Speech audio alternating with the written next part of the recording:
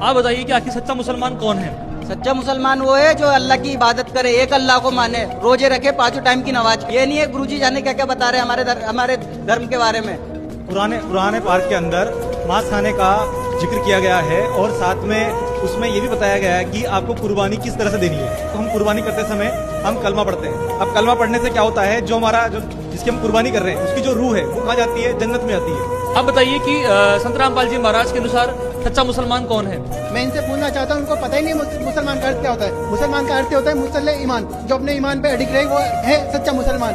आपके कुरान पाके कुरान में लिखा है मांस खाने का तो कहीं उल्लेख नहीं है। जुआ नहीं खेलना चाहिए, शराब नहीं पीना चाहिए। वही सारी कुरीतें, सारी बुराई पूरे मतलब इन नकली काजी मुल्लाओं ने पूरे आवाम में फैला रखी है, पूरे गुमराह कर रखा है सब लोगों को। सच्चा मुसलमान वो है जो उस पूरे अल्लाह अकबर अल्लाह ताला की इबादत करे, बाकी कुरान के अनुसार उसकी इबादत करे, वो है सच्चा मुसलमान।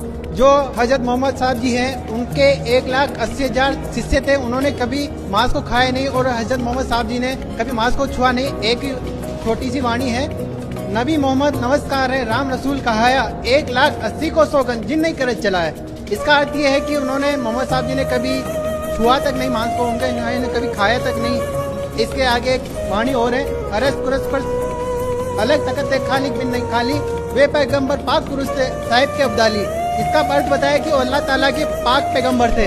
उन्होंने कभी जिन्होंने इतने पाक धर्म की शुरुआत की, इतने पाक धर्म के लोगों को आवाम बनाया, तो मतलब उन्होंने कभी इस मांस खाने का तो आदेश ही नहीं दिया। जब उन्होंने आदेश ही नहीं दिया तो हम कैसे उनके अल्लाह ताला के आदेश की अवहेलना करके हम अल्लाह ताला के दोषी बनेंगे मांस खा के?